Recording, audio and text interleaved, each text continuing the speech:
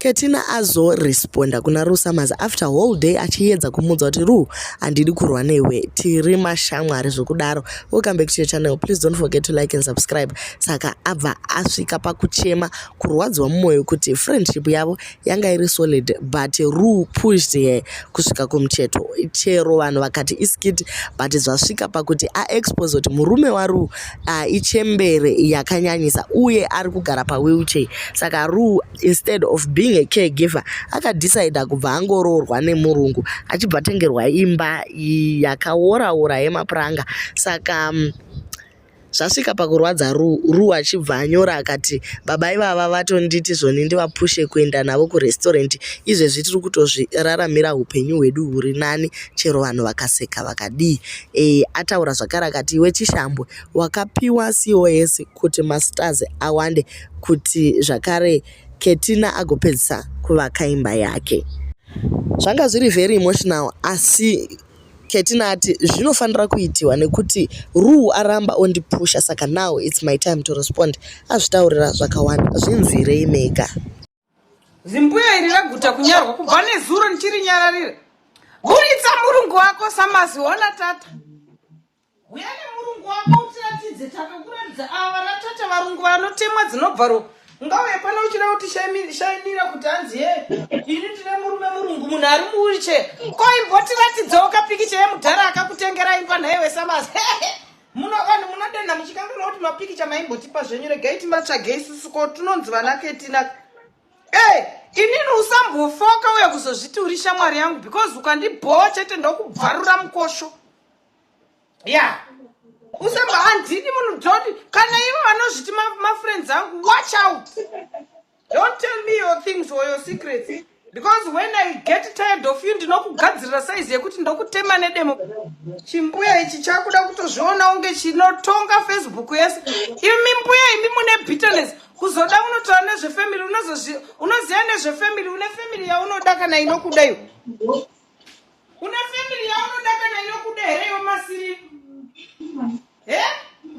Une family inokuda kana yaunoda iwe masiri nemasisiri zimbuya rakaonda kabhodhi kunge imba yakasuzumira iri kudya mubhini, tutsapfu kuomarana nemigodo nebitterness. Une hamawo here iwe wani inokuda nhai Samaz, chimbotiratidzawo kamasiblings ako nhaiwe enje yorulove. Kochimbotiratidzawo kamasiblings ako. Totangira ipapo imbotiratidzawo masiblings. We want to see your siblings. Ini vanhu ndakavaratidza Signoro Bernard vari muno muIreland nekuda kwasisi vavo. Sisi vangu Florence varimo muSouth Africa ndogara nichisheya basa ravo rekusaluni. Sister yangu Deborah mapicha ndogara nichisheya ndinaye. Show us your siblings kanhaiwe mukadziwe. Usambofoka zviudza kuti ndiri shamwari yako Samaz. Unoita shamwari yemunhu ausingazivi, unondiziva wakambondiona. Munhu ndaswera ndakamunyararira ndichimunyara. Unoziva ndakatukana naye Queen Box, which is not the first time. Pane time yandombonetsa naye Queen Box kuti no. Remember guys, ndakakudza kuti handidi shamwari inoda kunditongwa nedema ndakuiswa. Muri kuona guys, akandifonera nezuro kune asiri kuzenya. Moziva kuti ndatoshamisika nebehavior yandiitira. Ndaitofunga kuti majokes, yes tinombotukana Queen Box, but why are you coming ku social media? Samaz ndokutuka ukajoina murume wako muwheelchair.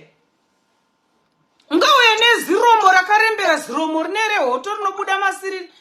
Ndakataura kudhara kuti those who want to be my friends, do not control me. Don't tell me what to do.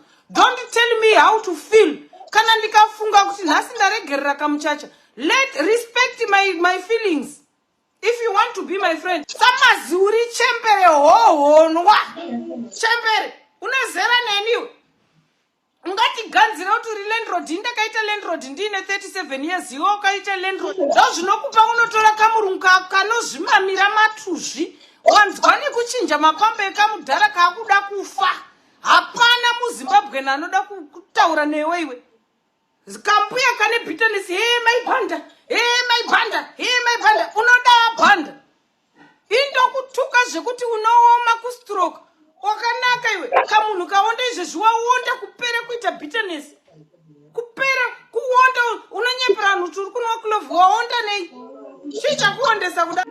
Hana munhu mukadzi uyu haana kukwana uyu ndofunga ane one yakapesa. Hei, ushamwari hwacho hunorwadza hwekuti kana zvinhu zvashata vanhu vanotanga kuexposana. Hezvi Rue Samaz lifestyle yake yakuzikamwa, kuri kunzi anotenga masters, ari famous chaizvo nekuva generous pakuisa masters, then apedza ipapo anhu vatanga kuda kucontrola. Takambozvireva tikati ushamwari naKetina hunotyisa zvachose. Vanhu vakutotyira kuti Mazepe ndiye next, but she tries, ambotrya zvachose kuti aiwa Samaz ngatirege kurwa, but sister varamba vachimusunda iko zvino vazoexposewa kuti mudhara wavo ari pawheelchair. Imikani zvakaoma kuisland uko, vana vekumusha vari kumbonyanyoita sei chaizvo.